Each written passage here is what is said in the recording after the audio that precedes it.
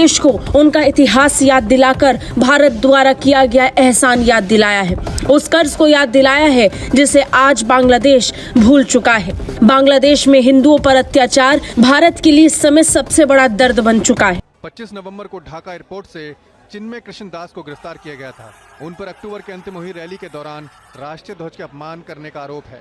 नमस्ते दोस्तों, आप देख रहे भुवन 71। तो दोस्तों, बांग्लादेश सत्ता पलट होने के बाद हिंदू कम्युनिटी पर बहुत बड़ा अत्याचार कर रहा है। बांग्लादेश यूनिट सरकार बांग्लादेशी हिंदुओं को खुलेआम मार दिया जा रहा है और सारे हिंदू एक होके प्रोटेस्ट करने लगे तो उनकी हक मांग कर रहे थे तो देशद्रोह टैग लगाकर अरेस्ट कर रहा है यूनिट सरकार। इस्कन टेम्पल की धर्म गुरु चिन्मय दास को देशद्रोह का आरोप लगाकर जेल में डाल दिया दोस्तों यूनिट सरकार, जबकि चिन्मय दास खुद कहते नजर आए हैं कि मैं बांग्लादेशी हूँ। ये यूनिट सरकार ये कहकर आरोप लगा दिया कि बांग्लादेश झंडा को उतार दिया। सो इस वक्त एक बांग्लादेशी हिंदू मॉन्क हैं, उनकी जो बेल की जो प्ली है उसको रिजेक्ट कर दिया गया। और अब देखना ये है कि ये जो बांग्लादेशी हिंदू मॉन्क हैं ये एक इम्पॉर्टेंट फिगर के तौर पे सामने आए हैं। ये चिटागोंग की जो मेट्रोपॉलिटन मैजिस्ट्रेट कोर्ट है उसने इसको रिजेक्ट किया। अब देखना ये है कि इंडिया जो है इसके ऊपर इंडिया के फॉरेन ऑफिस ने बेसिकली स्टेटमेंट जारी की है, ठीक है जी। और इंडिया ये कहता है कि उसको बड़े डीप कंसर्न्स हैं कि जो चिन्मय कृष्ण दास को बेल नहीं दी गई।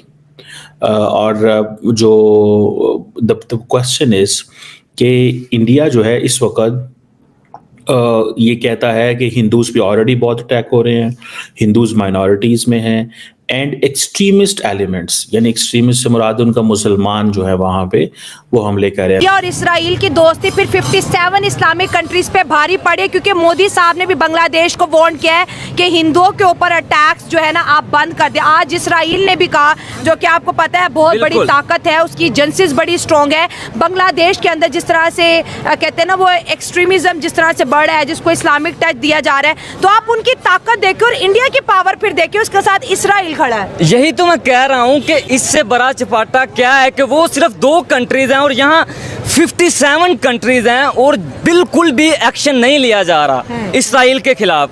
हालांकि चाहें तो कुछ भी हो सकता है। इसराइल की टोटल आबादी कितनी है? हमारे लाहौर से भी कम होगी, ठीक है।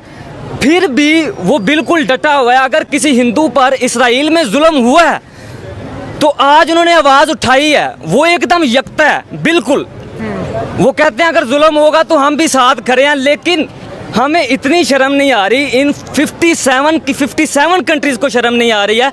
देखें वो अभी हमारा सऊदी अरब है, क्या एक्शन लिया? Official statement pass, official statement भी पास नहीं किया। इसराइल ने हिंदुओं के लिए की है, देखिए। तो वही तो क्या कह सकते हैं। अच्छा सर, यहाँ पर एक ये भी सवाल पैदा होता है कि बांग्लादेश के अंदर हिंदुओं के ऊपर जिस तरह से अटैक किए जा रहे हैं, गर्ल्स का रेप किया जा रहा है, अब बॉयज़ को जिस तरह से बहुत बुरी तरह से उनके ऊपर अटैक्स किए जा रहे हैं, लेकिन यहाँ पे ये भी सवाल हो रहा है कि कोई मुस्लिम कंट्रीज़ का स्टेटमेंट नहीं आया कि हिंदुओं के ऊपर जुल्म बंद करो। ये भी तो दूसरा पहलू है। हाँ, नहीं, इस तरह बिल्कुल भी नहीं होना चाहिए, हमें आवाज़ उठानी चाहिए। मैं तो यही कहूँगा। ये मतलब अगर हमारे आपस के मुसलमानों के कोई मसले मसाइल होते हैं, पाकिस्तान हो, बांग्लादेश हो या और भी इस्लामिक कंट्रीज़, तो आज आके आखिर में सारा गुस्सा हिंदुओं पे क्यों निकालते हैं? ये तो गलत बात। मतलब ऐसा होता देखा है कि नहीं? देखा ऐसा ही होता है। ऐसा ही होता है, बिल्कुल ऐसा ही, 100% ऐसा। ओके।